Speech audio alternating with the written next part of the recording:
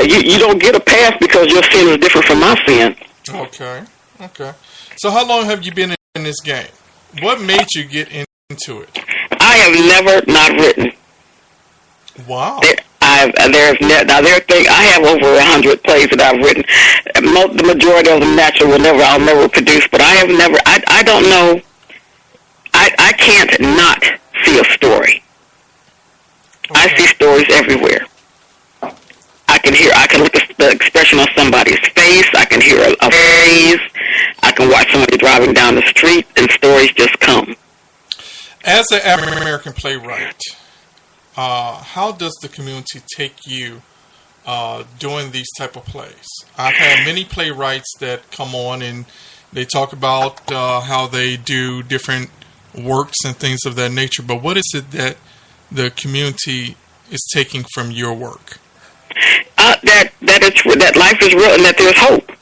My whole thing is that there is hope, that you're not in a situation that cannot be, that is either turned around that you can't learn to deal with. Mm-hmm. And that you don't have to be in this fight by yourself. Okay. That there are other people. Now, there's some people, I've had pastors tell me, I'm out of line, I need to stay in my lane and not address certain things, let that be handled from the pulpit. I said, but there's some things that they're never going to hear from that pulpit. Are you also a minister? No. Okay. No. Okay. No. Oh, no. Oh, you said, oh, no. No. Okay. But, that's what we do. So we have some people that don't want to come because they think, I've had people tell me I give the church a black eye. Wow. Okay. Well, because, many churches do need black eyes because of the things that they do. They think they're walking on crystals and they can't fall through. And they can't fall through and get cut. So, I am so glad that you are able to. Does your work actually travel? Do you travel with your work, or are you just remote? Usually I'm remote. I've been working the festival circuit the last few years, so we've been fortunate to win several times. But we're, in fact, Victor and I were talking about maybe doing something next year when he does the festival, with me bringing something to Chicago. Which would be great. I would love to see that. How big is your cast? Do you have usually I've pared it down. I used to do the church play cast where you have 17, 18 people in the cast. So I've learned the hard way. Okay, this really isn't cost effective or functional. So now the cast is usually about somewhere between 5 and 8 people. Okay. So you enjoy doing the work that you do at this present time, I take it. I love it. Okay. I don't know what else. Every so often I get frustrated and I just want to quit. And I tell my husband, that's it. I'm through. I'm tired of people. I'm tired of actors. I'm tired of venues. I'm just stopping. And he said, well, that's fine. I'm behind you 150%, whatever you choose to do. But if you don't do this, what will you do? Let me ask you this question. As a playwright, and you're married, how does that affect your household? You go home and you vent to your husband. I don't know if you have children, but do you go home and vent to your husband and tell him how frustrated you are about this? How many times has your husband actually said, you know what, give up, stop? And the reason I'm asking you this is because many times we got a lot of young playwrights listening to our show every Tuesday, and we can talk about your play and talk about the goody things about it, but let's talk about the real things that people really know about Playwright. Instead, you have knocked your head. Why not protect others and prevent them from knocking their heads as well? Absolutely, and that's how the chain link is formed. Somebody reaches out to help me, I reach back to help somebody else. Okay. That's Luke 22:32. Okay. When you've overcome, reach back and help your brother. And a lot of that is you have to be on the same page. Mm-hmm. You have to have a supportive spouse. If you're in this and your spouse is not supportive of you, you have already started at a deficit. Wow. And that's the reality of it. I'm just going to be honest. Okay. If your spouse is not supportive of what you're doing, and this goes into, you need to sit down and talk about it and learn the pros and cons of it. It's fine to have, oh wow, I'm going to do this play. It's going to be as big as The Wiz was. It's going to be like Motown on Broadway, and that's great. Everybody should have dreams. Everybody should have visions. But you also need to have a realistic side where you take a piece of paper and a pencil. Let me ask you this question: which plays do you feel are just too redone, too much? Playwrights just need to come out with their own stuff instead of remaking. Which plays do you feel probably, especially for Grease and the Wiz, the Wiz, and the Wiz is just starting to come out again. It was kind of dormant for a minute, so I'll probably take that off the table. But particularly because you're talking about, usually they're trying to do something where you're reaching a younger group. Okay. So they're going to go back to something like Grease. Something like that, but every other year I do a playwriting workshop for kids in middle and high school. We're not going to do Grease, we're not going to do The Wiz, we're not going to do Annie. We're going to teach you to write your own story. What about Annie, and what about I'm wondering why. To me, it's a disservice because when you continue, and I understand that it's driven by the dollar. Okay. I understand that they're doing things that worked and brought in money. So I understand you're going back to grab something that can make you money because none of us want to do anything to lose money. Mm-hmm. But at the same time, I think you do value the gifting and the talent of new playwrights when you don't give them a shot at showing you what they can do. Do you feel that a lot of the community is basically afraid to venture out to see new work, and or they're just so accustomed to seeing the Dream Girls and seeing the Wiz and looking forward to seeing big name celebrities in these plays?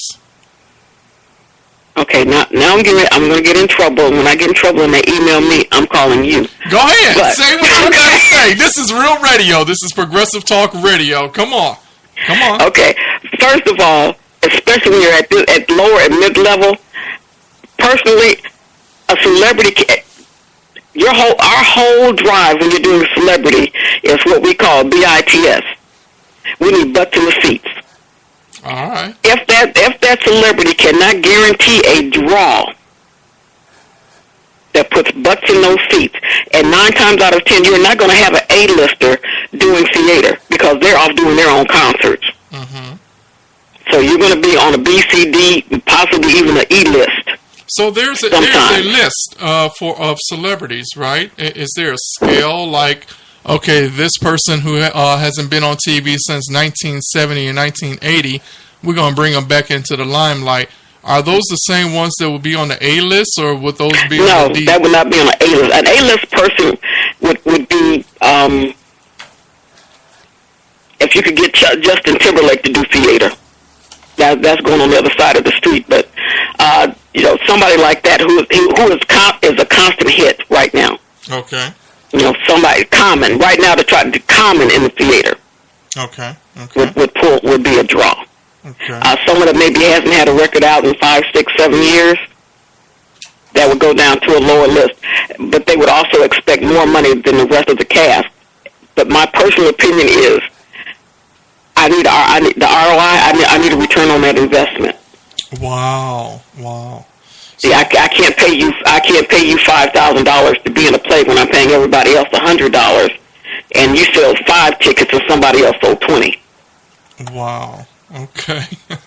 So looking at it from business perspective. Okay.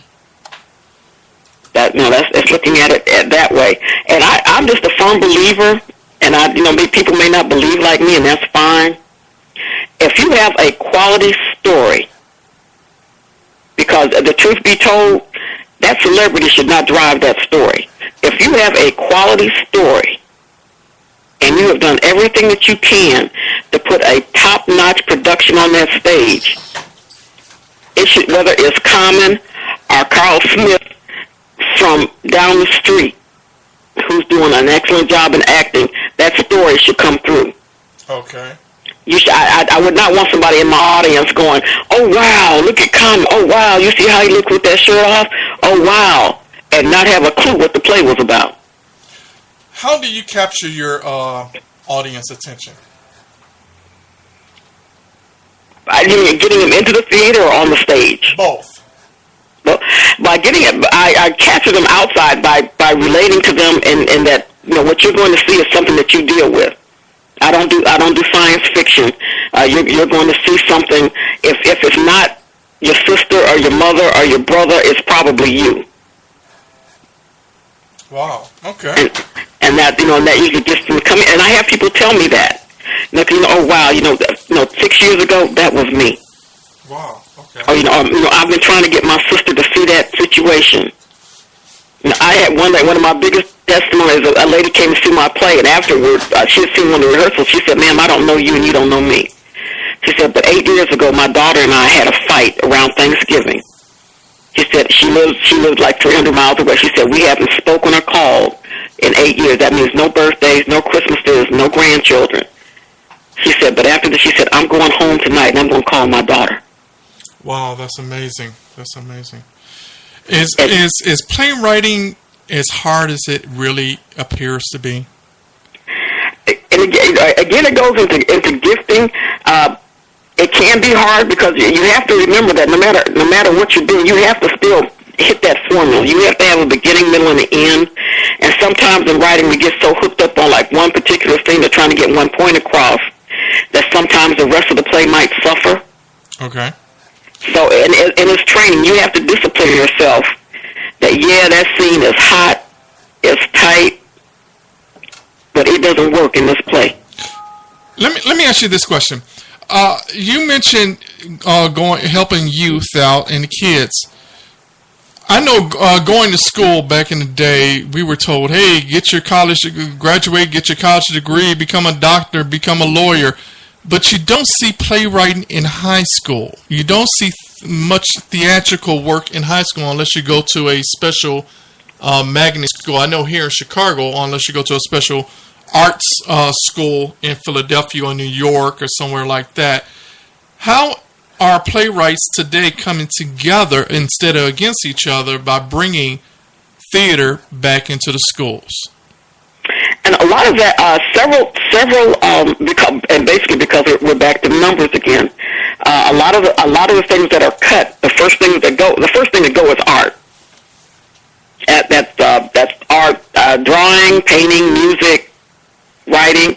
The first dollars they're going to cut are going to be your art dollars. Okay. Dollars for the arts. So there's a strong drive now, and I would encourage anybody that's in a large major city. The federal government put out I think it's called Anybody Can, but you can Google it and see the federal government sent out a large grant that a lot of cities have picked, school districts have picked up on. And what they do is they train the artists so that they can incorporate art into the core curricula for schools.